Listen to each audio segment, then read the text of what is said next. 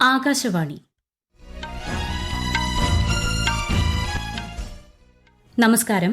വാർത്തകൾ വായിക്കുന്നത് Sophia Daniel.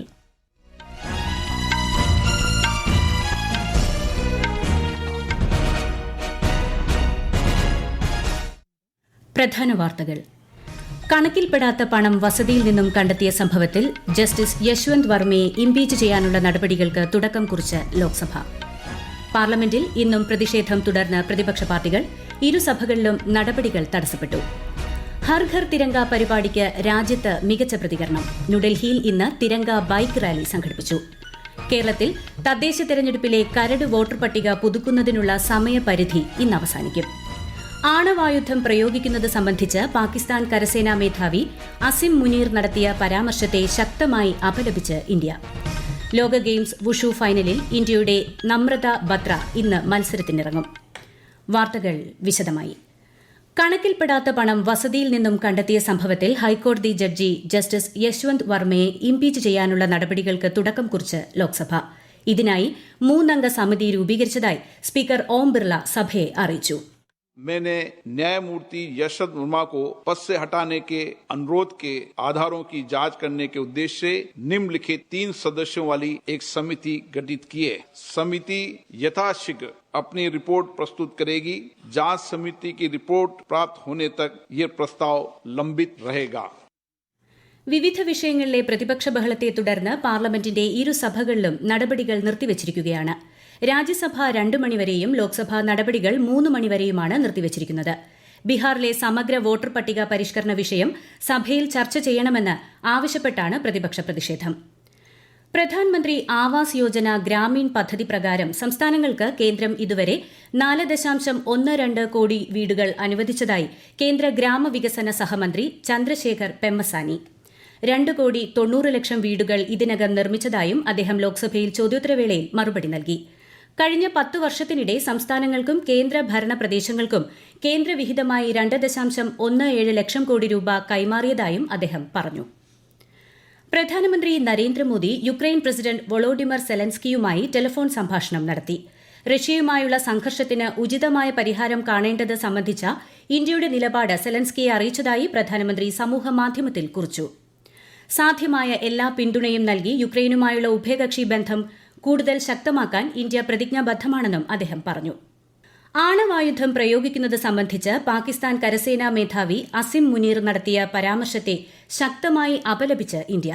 ഒരു തരത്തിലുള്ള ആണവ ഭീഷണിക്കും വഴങ്ങില്ലെന്ന് ഇന്ത്യ ഇതിനകം വ്യക്തമാക്കിയിട്ടുണ്ടെന്ന് വിദേശകാര്യ മന്ത്രാലയ വക്താവ് രൺധീർ ജയ്സ്വാൾ പ്രസ്താവനയിൽ പറഞ്ഞു. ദേശീയ സുരക്ഷ സംരക്ഷിക്കുന്നതിനാവശ്യമായ എല്ലാ നടപടികളും തുടർന്നും സ്വീകരിക്കുമെന്നും അദ്ദേഹം വ്യക്തമാക്കി. ഹർ ഘർ തിരങ്ക പരിപാടിയുടെ ഭാഗമായി കേന്ദ്ര സാംസ്കാരിക മന്ത്രാലയത്തിന്റെ നേതൃത്വത്തിൽ ന്യൂഡൽഹിയിൽ തിരങ്ക ബൈക്ക് റാലി സംഘടിപ്പിച്ചു. കേന്ദ്രമന്ത്രിമാരായ ഗജേന്ദ്ര സിംഗ് ഷെഖാവത്ത്, കിരൺ റിജിജു, സഞ്ജയ് സേത്ത്, മുഖ്യമന്ത്രി രേഖ ഗുപ്ത തുടങ്ങിയ പ്രമുഖർ റാലിക്ക് നേതൃത്വം നൽകി. 79ാമത് സ്വാതന്ത്ര്യദിന ആഘോഷങ്ങളോടനുബന്ധിച്ചാണ് പരിപാടി സംഘടിപ്പിച്ചത്. വികസിത ഭാരതത്തിലേക്ക് നയിക്കുന്ന ഐക്യത്തിന്റെ പ്രതീകമാണ് ത്രിവർണ്ണ പതാകയെന്ന് കേന്ദ്രമന്ത്രി ഗജേന്ദ്ര സിംഗ് ഷെഖാവത്ത് പറഞ്ഞു.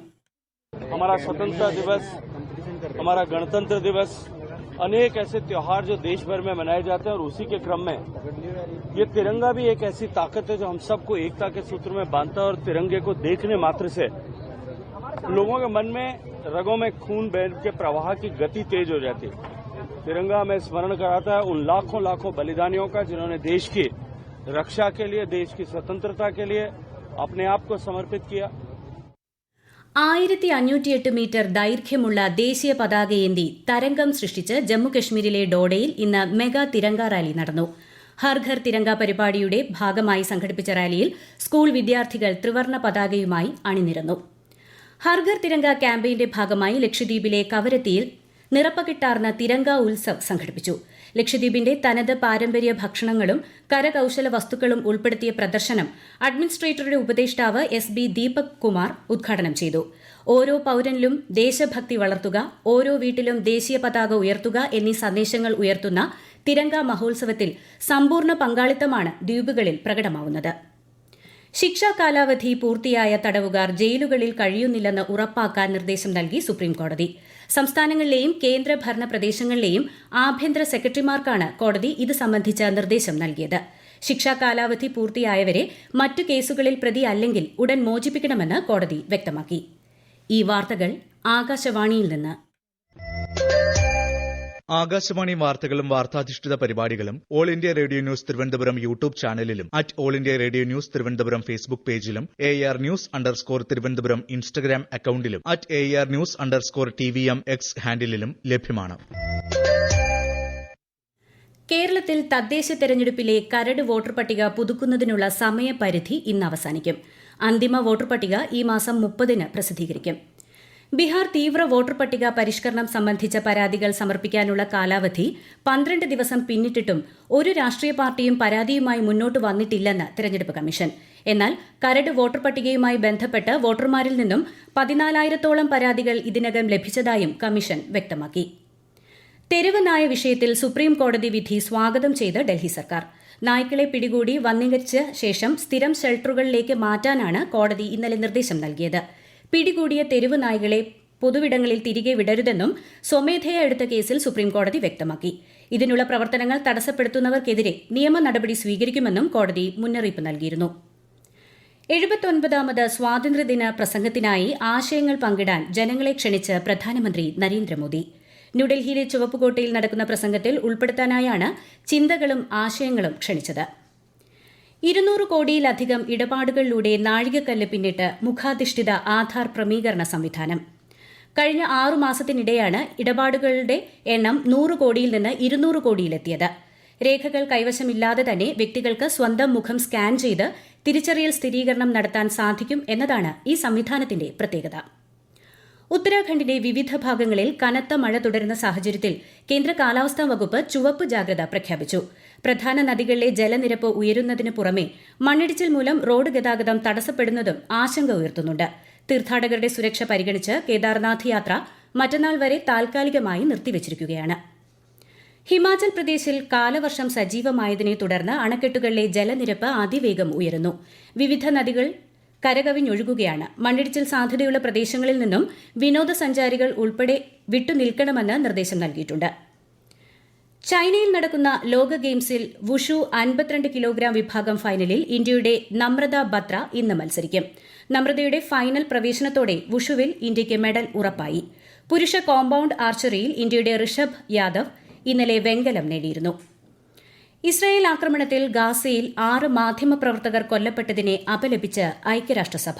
സംഭവത്തിൽ സ്വതന്ത്രമായ അന്വേഷണം വേണമെന്ന് UN secretary general Antonio Guterres ആവശ്യപ്പെട്ടു. അൽ ജസീറയുടെ 5 റിപ്പോർട്ടർമാർ ഉൾപ്പെടെയാണ് ഞായറാഴ്ചയുണ്ടായ ഇസ്രായേൽ ആക്രമണത്തിൽ കൊല്ലപ്പെട്ടത്. ഖത്തർ, UK തുടങ്ങിയ രാജ്യങ്ങൾ സംഭവത്തിൽ ആശങ്ക രേഖപ്പെടുത്തി. ബലൂചിസ്ഥാൻ ലിബറേഷൻ ആർമിയെയും അനുബന്ധ വിഭാഗമായ മജീദ് ബ്രിഗേഡിനെയും ഭീകര സംഘടനകളായി പ്രഖ്യാപിച്ച് അമേരിക്ക.